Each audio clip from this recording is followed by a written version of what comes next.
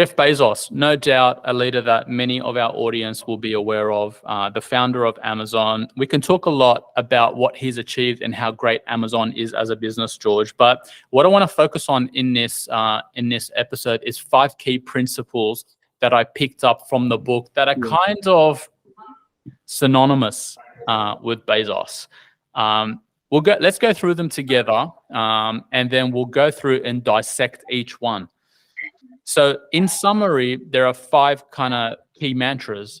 First one is a customer obsession. And that word obsession is really important because it is an obsession when you kind of read Bezos's letters. Long-term thinking, willingness to invent and pioneer, operational excellence, and the power of regret minimization. Let's go to number 1, customer obsession. From your work, academia, practically, how important is customer obsession with a capital O? Absolute key, of course. We need to really understand that, it's the customer that hands over their money to you, right, for your good or service. So if you're not obsessed by it, if you're not obsessed about satisfying their needs and wants, I think you're kind of in the wrong. You shouldn't be in business, right? However, obsession is a subjective term. What we see from Jeff Bezos really is an over obsession with the customer, right? And satisfying every single aspect of their needs and wants, okay? And then channeling organizational resources to meet those, creating being obsessive, creating a culture of customer obsession, and then backing that up with resources and capabilities in order to be able to do that as well. And it's allocating resources and capabilities for that really separates the wheat from the chaff in regards to this. Right? You follow your customer, right? You satisfy everything that they want, and you'll be never short of sales. I think one of the things that really stood out to me with this obsession, let's call it obsession, drop the word customer, because as you said, it is always about the customer, but this obsession with the experience that Amazon was built on. When he was out there selling books, there was an obsession with giving people things that they wouldn't get in a bookstore over and beyond just the online experience. How many founders do you see with that level of obsession, to the point where he's answering emails, he's on his hands and knees packing, he's going out really caring and wanting to provide an excellent experience for you, the book reader? I mean, you see that as the consequence of the organization size. People like Jeff Bezos and so forth are the ones who go out and actually talk to their customers. And they really take an interest in what they want, what are the pain points, and making sure you're smoothing the path for them. And whether you're, as you just mentioned there, you've got somebody like Jeff Bezos who I mean, and I remember watching a video of him almost 20 years ago. I think it was either the company was worth $4 billion, but he was worth $4 billion, right? He's driving around in an old Honda Civic. And what that showed to me is actually the humility of the individual. I'm not talking about Jeff Bezos post-divorce that we're talking about now, but in the olden days, in the formative days of Amazon, he was everything and everywhere, right? And that's really the key to all of this, right? Is being upset, not only just obsessed with the customer, but obsessed about every single aspect of the organization's value chain, right? And making sure that he's all over it. And you can see that in the size and scope of the business that is today Amazon. Let me pick up on that. You mentioned something that I think is really important. I want to dig in. Every single aspect of the value chain. Yeah. What does that mean for someone who's not aware of it? What does a value chain mean? And then how do you become obsessive on all parts, not just the front selling, or not just the doing, but the end too, the whole thing. So the value chain is basically all those departments that come together in order to produce that good or service. So we're looking at IT, HR, finance, inbound for inbound supplies, your logistics, outbound marketing, sales, and so forth. So we're looking at not just the sales and marketing side of things, but also your operations, and making sure that all those cogs that you have in the organization that are all functioning are greased well and that are functioning, and that there's communication between all of them, right? And it's picking up on what's been discussed in the outside, what your customers want, feeding that back in, and actually making sure that those changes that are required in your organization are supervised by you and are done effectively and efficiently as possible, right? And this is where Jeff Bezos kind of separates himself from most, and Elon Musk does the same thing too. There is that obsession, that obsession around sleeping in the office, going to particular departments, immersing yourself in those departments. And when you do that, you actually get to understand what are the pain points in those, right? Because really, at the end of the day, people like that who sit atop, right, of the organization and get to experience all different parts of the department, will get to see how they all interact. Right? However, you're not able to do that unless you actually have qualitative knowledge of how all those departments work and what are the issues between them. I think also when you do everything properly and when you have an obsession with doing everything for the customer, it helps you innovate. So Amazon going out and building the best technology infrastructure gave it the capability to then outsource its technology infrastructure to the rest of the world and build AWS, which became, thousands of times bigger than the retail business. Warehousing properly allowed them to then go and do fulfillment by Amazon for every other e-commerce business, which is 1,000 times bigger than books. It's the same with American Express. American Express, I think, was a freight business, but they provided travelers checks. They had an obsession with people that were traveling, and then the money side became the business, right? They got out. So that obsession around the value chain is very important because it helps you innovate and it helps you grow. And absolutely. And, you take sometimes technologies are born out of necessity, right, to satisfy the client, or they're born out of, competitive rivalry. And it seems as though, in what was the tech boom in the early 2000s and so forth, you can see that, that reinvestment of capital back into the business, right, to stay one step ahead of your competitors. And by doing so over and over and over again, they've put themselves in a competitive position that I don't think anybody else can challenge. So, and that's really the key, is it's not, the customer obsession, a long-term focus, okay? Yep. And the willingness to invest in innovation, right? Reduce costs, reduce time.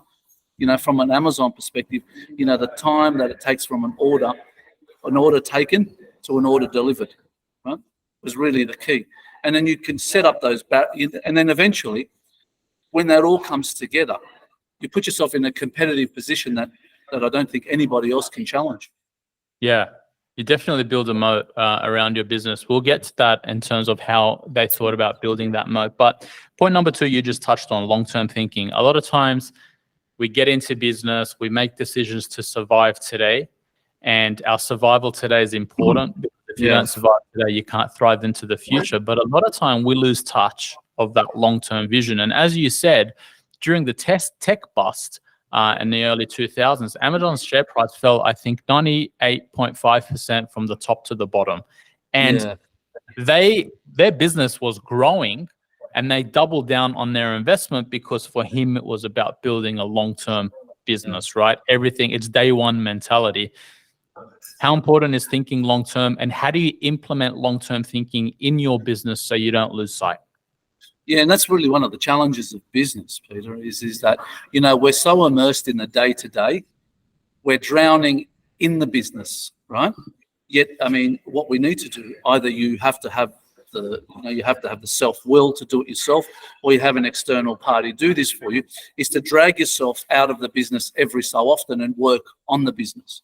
And this is where those yearly strategy planning days or strategy, those strategy weekends or so forth really play an important role. Now, they might sound a bit fluffy and so forth, but they are absolutely vital, especially getting away from the office, right? And having that relaxed nature where you can kind of sit back and have that helicopter view of the business, its stakeholders, and the macro environment as well. So that's one of the things that you really need to do when you start to think about long-term visioning. And I believe that from the book, he has a 3-year window that he likes to look at. Yep. And, while COVID has kind of thrown a bit of a monkey wrench in regards to this, but these, we shouldn't be deterred by these black swan events. 3 years is very good. But it also depends on the size of your business as well. Right? If you're a small to medium-sized business, if you're a micro business, a 1-year plan is okay. But anything in the small to medium size, 3 years is a roughly good time span. How often does a plan need to be revised, checked in, revised, and updated from your experience? Well, it really depends on the rate of growth of the industry that you're in. So if you're in one of those industries where they have a high rate of growth, you want to be probably doing it every 6 months. But I think as an exercise, once a year is suffice, right? However, you want that once a year to go back, have a look at the plans, right? See if there's any corrections that need to be made, and then you kind of put some forward plans. You want to do this in December so that by January you implement a whole new plan going forward for the year. What if you don't know how to do it? How do businesses like you, how do professionals like you, consultants like you and your team come in and do that? Is it a purely end-to-end engagement, or how much does a founder that hasn't done it before or doesn't know if they're doing it properly start that process? Yeah, well, I think if they haven't done it before and they need that external help, first you just contact people like us, and then we work with the founder and ask a few questions, okay? And then we will map out what a strategy plan will look like, and usually a day or two, where we look at factors that are internal, we look at factors that are external, visit what the value proposition of the organization is, and see whether all of those moving parts are aligned. However, those kinds of exercises are really important, not only in giving organizations direction and strategy, but it's also good to get the team together and engaged as well, right? An engaged team is a much more efficient team, and that's what you really need when you're in a business. So the third point, the third pillar of this book and Bezos's methodology is a willingness to invent and pioneer. And you can't really do that unless you do the first two things that we spoke about properly, right? Obsess about the customer, because you want to invent and pioneer things that the customer wants, and then have that long-term thinking and to have the maturity that I'm going to work on things today that are not going to pay off today, but they're important because they're going to help me thrive into the future. How do you bring in a culture of invention and pioneering and knowing that you're going to fail and being okay with that? Well, for innovation requires two things. An innovative culture requires two things. You need what we call slack resources, that are resources that can be expended. You need time, right? One of those is time, and another one is financial resources. And secondly, also is that you need to have an appetite for risk. You can't be risk averse and expect there to have a culture of innovation. Right? The perfect example of this is 3M. Right? I think Google does it as well, where you're allocated 20% of your time to work on projects, right? At your own pace. Yeah? And this is the slack resources meeting the appetite for risk. Right? You need to be able to fail, and the organisation encourages you to go out there and experiment and risk by giving you the time and the financial resources. It might not pay off for most. However, it's like VC. It's we only want some payoff that are really small. However, that make a huge impact across the organisation. Right? One of the interesting things was Bezos goes and talks to Costco. Yeah. Because he speaks to Steve Jobs in early, I think it's 2010, 2012, and Jobs is like, you're selling at that stage they were selling DVDs, CDs, you're selling hard media. It's all going digital. Yeah. And he's like, you're on the wrong business. He then goes and talks to Costco, and Costco talks to him about the membership model. And then he has an aha moment. We need to create a membership model to then subsidize the experience, which sucks, which is having to wait and pay for the delivery of items to Amazon Prime. And then they stack it, with Prime Video and Prime Audio and all these things. And all of a sudden they go from any other online retailer to having built a moat now, because you join Amazon Prime, no one can compete with that. That goes to exactly what you're saying, right? The innovation today that's going to help you pay or generate future returns into the future. And Amazon share price is a hockey stick from that point. Yeah. Absolutely. But you need to have that. You need to give people the ability to go out and experiment and so forth, right? Yeah. But, we also need to be mindful is that Amazon, is primarily, focused on the US customer, who is a very transactional, who is retail orientated, transactional, right? And loves, and likes to, and will pay, from what we've seen, for fast delivery. And if you can charge for it and deliver it, it kind of makes sense. And then you find other bits and pieces to add into it. And I have to say is that what they've done, they've been able to go from an online bookstore to this absolute behemoth is amazing, right? And they've done that really well. Fourth pillar is operational excellence, selling to an American customer base, but using a Japanese methodology of doing business, which is Kaizen, constant and continuous incremental improvement. How important is that, and how do you implement that into your business? Well, it goes back to that value chain again, right? It's making sure that we dissect all those aspects of the value chain. How do we make them lean? How do we make them efficient? And how do we make them all work together so that we can grow the margins for our product or service? Right? Automation now has become key, right? I know that Amazon's had issues with its warehouse workers and so on and so forth. But there's going to come a time where their warehouses are going to be fully automated, right? Fully automated means is that you need a smaller footprint. You can go up higher. It provides them it provides them even more efficiencies going forward, especially in this day and age where technology and AI and so forth is becoming more and more advanced. However, operational excellence is really the key. It's like your internal organs, right? It's equivalent to the internal organs of a human body. The last point I kind of was split. I had two options: regret minimization, which is Bezos's way of making decisions. Or he also talks about the power of people and recruiting well and having excellent talent in the room. We'll talk about people later this year, right? And we'll go into more founders that have perfected recruitment. And you and I touched on that last year.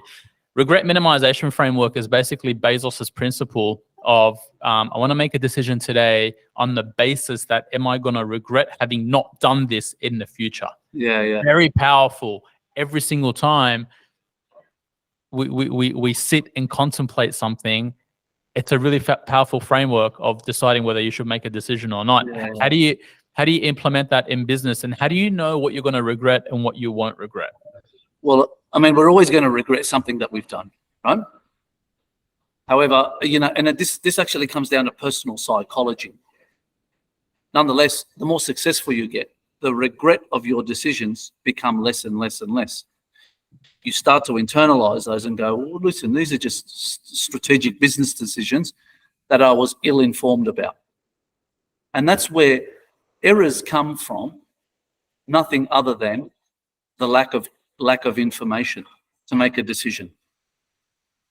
And when you look at it in that sense, all we need to do is increase our, the visibility or the information that we need next time we're going to make a decision. It's important for anybody in business to say, I didn't do this in malice. This is not this is not personal. And like I said, it goes back to the individual psychology. And say, anytime you make a decision and it doesn't come out right, hey, right, it's business. This is what happens. Okay. How do we get over it? How do we move forward? And how do we make sure it doesn't happen again? I think if we spend less time on the regret and more time in actually kind of doing a small diagnosis of it and how to move forward, eventually these things don't really become too much of an issue. How do you get more information? Last question. You said that information is important to make decisions, and we usually regret because we don't make decisions. We don't make decisions because we don't have enough information. Where does that information come from, and how do I know whether I'm generating enough information or not enough? Yeah. Well, you didn't think about it long enough, right? So you need to ask ourselves, what were the strategic mistakes that I made, and what should I have known? So you do this kind of it's almost like a post-purchase evaluation, right? What should I have known in this, and what would I do going forward? Next time we have an issue such as this, or I need to make a decision like this, it's incumbent on you to think back and say, hang on, am I missing something here? Should I get another fresh set of eyes to have a look at it, without it being too bogged down, right? This is a really important thing, because you can get kind of paralysis by analysis in these sort of situations. We want to fail, but we want to fail incrementally lower and lower and lower as we go on. And we're always going to do that, right? But we don't want to be making bigger mistakes than we did last time. We want to be making smaller mistakes. And I guess we also want our mistakes to be information that will inform our next decisions, so we have less regret and so on. Build that. Absolutely. I mean, we're always going to make mistakes in business all the time, right? We do that in real life. So it's not as though you move into the business realm and you don't make those. We do. We just don't want them to be fatal, and we want them to be as small as possible. And we want to use those as learning experiences as well. Mate, thank you very much. It's been great to try this new format out, explore a new topic with you. Always a lot of wisdom from you. Before I ask you for your final comments and your final word, guys, if you're getting value from this, we want you to like and share it with someone that you think will benefit from it. It's really important to share these concepts because they're very powerful and they're very valuable concepts. George, final words on this topic: invent and wander, Jeff Bezos and the lessons from Amazon. The final word in this one is that you should look to work on your business just as much as you work in your business as well. I think that's one of the recipes for success. Awesome. Well, Had Basim Araba, thank you very much, and looking forward to our next episode. Likewise. Thanks, Peter. Thanks, George.